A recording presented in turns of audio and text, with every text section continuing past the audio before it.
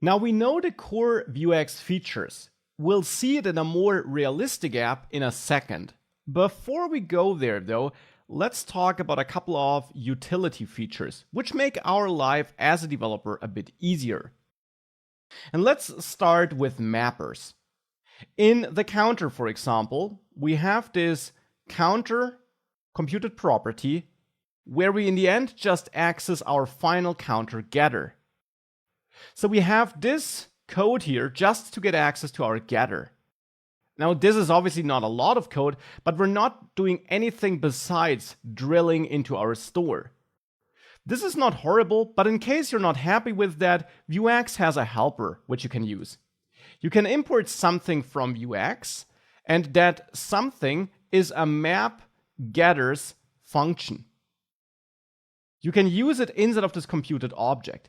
Instead of defining a computed property on your own, you can call map getters here, and this will return an object which you can then spread with the free.spread operator into your computed property object.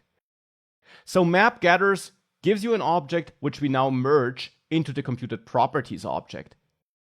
Because the object map getters will give you is an object full of computed properties which are defined automatically for you. Well, now which computed properties do we get here? Well, map getters takes an array as an argument, and in here you list all the getter names as strings which you want to have as computed properties in this component. So in this case, for example, the final counter, but of course we could have multiple getters here. And now this will give us a final counter computed property in this component, which automatically points at the final counter getter. And with that, we just need to change this here to final counter, because that will be the computed property name. And then if we reload, it still works as before. But now with map getters, especially when you use multiple getters in a given component, you might be able to save some code and not drill unnecessarily into the store all the time. Now we have something similar for state and mutations, but you don't really use those in your components anyways. So let's have a look at map actions then, which also exists to map actions into your components. How does this look like? Let's say in change counter, we don't manually want to define methods, which in the end also just drill into the store to dispatch some action there.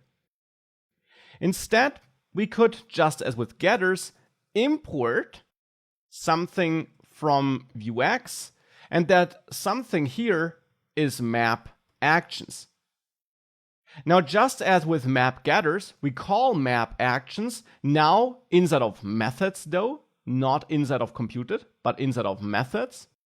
We call map actions like this, and again get back an object which we merge with the methods object by using the spread operator. Map actions now also takes an array, and now here we define all the action names which we want to have as methods in this component. So in this case, increment. But of course we could also add the increase action here to map both actions to methods in this component, and these methods will be created for you by map actions. That's the idea behind using it. Now with that, we could add a second button, and on the first button, call increment. That's the name of the method which will be created for the increment action, and point at increase on the second button. Now, of course, here we need a payload, and you can simply pass your payload as an argument then. So in this case, an object with a value of 10, because we expect a payload in our store, which will be an object which has a value property. So that's why we pass an object with a value property here, simply as an argument to this automatically created method. And with that, we can change this button caption maybe to 11 to tell it apart from the other button, also change the value. And with that, now we got this new button, which also works.